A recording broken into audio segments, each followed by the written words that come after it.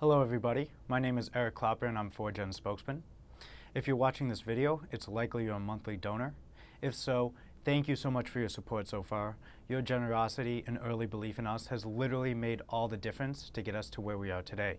We've often heard that you'd like more updates on our work, how we're spending the donation money and what progress is being made towards developing a regenerative therapy to mitigate, if not completely reverse, the detrimental effects of circumcision. So, we decided to start this bi-monthly update video series to give you a sense of what's going on right now in the labs and on the both business and social sides of the company. As many of you know, we started out as a small team without consistent progress to report as we were still developing the research, business, and social sides of the company. However, our team has grown immensely over the last couple of years, as has our credibility, exposure, and actual scientific progress in developing regenerative therapy. Now, Foregen President Vincenzo Aiello recently released a video announcing this, but I'm going to repeat the news to emphasize its importance. We've just signed a contract with a cell factory in Cesena, Italy called Banca dell'Acute.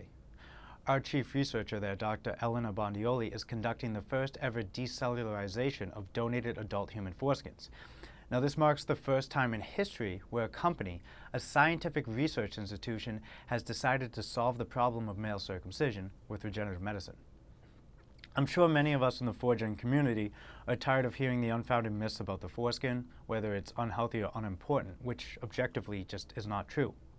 Luckily, although this may be hard to believe if you grew up in a genital cutting culture, whether it be the US or a Jewish or Muslim household, that the vast majority of the world, as well as all us Foregen supporters, know and recognize that the foreskin is a normal, healthy, and pleasure-giving element of the male genitals. So, creating the value that comes intrinsically with this tissue is not difficult to grasp for cultures and nations that do not cut the genitals of their children, like Italy, for example, where our research is based. What we are specifically doing with the research funds are buying foreskins from adult males, whether they be circumcised as adults or post-mortem, and removing these tissues of their cells to make extracellular molds to explore what exactly the foreskin is made of. Then we will test the safety of these foreskin molds to ensure that they do not induce tumors or other harmful effects. Finally, we will test both the safety and efficacy, meaning restoration of full sexual function, on humans in a clinical trial. Now, this is speaking at a very high level, of course. There are many, many steps in between that include countless histological tests and assays, rules and regulations to follow, and processes to patent. This is what will take most of the time and where most of your money will go, along with any overhead costs we have and any publicity or marketing events to continue to explain to people why restoring men's bodily or genital integrity is important for sexual function and overall well-being. Of course, down the line, this human cadaver decellularization method will lead to the final stage, which will be creating these foreskin extracellular molds via 3D printing or other means, and seeding them with the patient cells until they regenerate into a foreskin for reattachment onto the patient. Now, this will be a multi-year process. We are aiming at about 3 years to a clinical trial, but this is all dependent on whether we have the funds to continue operating and the research continues as planned.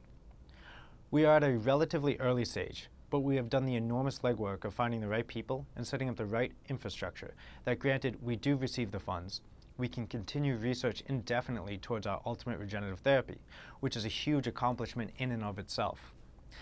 Now, currently, as of June 2016, we'll be focusing on the decellularization of adult foreskins to examine the foreskin's extracellular properties and determine whether it is viable to be reseeded with the patient's cells. As we have more progress to report on this, we will. Now, part of our agreement with Banca dell'Acute is that they will provide us with regular updates. That said, science does not progress linearly, but rather episodically. So we will do our best to provide you with as frequent updates as possible. But sometimes it won't be as exciting as we would have hoped, and we need to say this to set the proper expectations. So that is the update on the scientific progress. In terms of our social media presence, we will continue to do our best to share the latest in the regenerative medicine industry as a whole. Eric Cunningham, a soon-to-be regenerative medicine grad student, spearheads this effort. We're also looking at any interesting and innovative business plan competitions. And also, we're looking at any public events to attend. Anything from pride events to urology conferences are appropriate. If you have any ideas on this, feel free to shoot us an email and suggest events. And lastly, part of this bi-monthly video series for donors, we'll look to address frequently asked questions. Now, if you want specific questions addressed next time, please email us or comment in the sections below, and we'll do our best to answer them. Now, a recurring question we get, understandably, is whether foreskin restoration would interfere with a future foreskin regenerative therapy. Now, the answer is quite possibly. I know we would all like definitive answers, but we can't provide definitive answers because we are not a religious entity, but rather a scientific one. The best we can do is offer approximate answers with varying degrees of certainty. This response, that acknowledges that some factors are unknown, is necessary for any research institution. If there are no unknowns, there is nothing to research. Now anyways, in terms of the foreskin restoration question, we can be certain that if you are fully restored, you cannot add another foreskin on without first addressing the restored foreskin. Whether it is possible to remove the slack skin gained from restoration and surgically replace that with these specialized structures of a regenerated foreskin is still to be determined. We apologize we cannot offer a definitive answer. Whether you choose to restore now or defer to a potential regenerative therapy in the future is a personal choice that we encourage you to make on your own. As for the other question I'd like to address, how can we best pay back the generosity of our donors?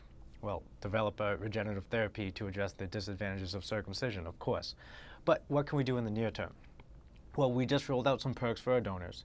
Now, this bi-monthly video update series is a part of that. Foregen board member Peter Benson and myself are also working on a book about circumcision that we can grant early access to, along with access to an Intactivist documentary we are working on with our good friend and executive producer Kenny Schultz, as well as a bunch of Hollywood actors, Alan Cumming among them, who are sympathetic to our cause. Once that is available for digital purchase, we can provide early access to that. And then also Skype meetings with Eric Cunningham and myself for our more generous donors so we can establish that personal connection and discuss how, if you'd like, to become more involved with the cause. That's just the start, though. What we expect at Foregen is when we are successful, we will have developed a therapy that makes the circumcised man's penis larger, more pleasurable, and better functioning. Now, what more can a man want? Because of its expected popularity, we expect we'll be a massive company in a position to pay back our early donors with some type of discount or early access or something along those lines. Now, this is all speculative and, of course, subject to our success and our attorney's blessings, but that is our intention. And, as an ethical group of people, repaying back your early belief in generosity is high up on our list of priorities once we are in a position to do so. Now, this is just the first update video.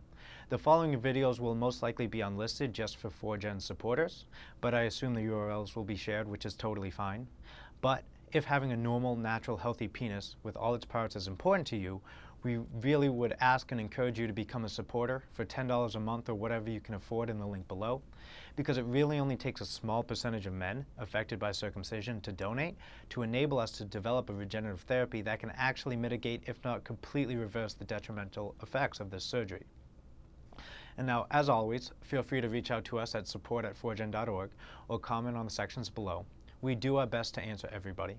Circumcision does intimately affect hundreds of millions of men, and as such we get many, many inquiries. So our apologies if there's a delay or your request slips through. The social media side of Foregen, as opposed to our scientific side, is run entirely by volunteers. Now, we're extremely grateful for their work, but because they are not paid, we do our best with what we have. That said, we've been doing a much better job at being responsive to everyone. Now, these update videos, as well as other perks for donating, is another effort of ours to continue to get better in keeping you informed of our work so we can inspire more people to donate, so we can complete the research necessary to develop a regenerative therapy to reverse circumcision. Thank you again for your time in watching this and all your support. We look optimistically ahead to the future. Thank you.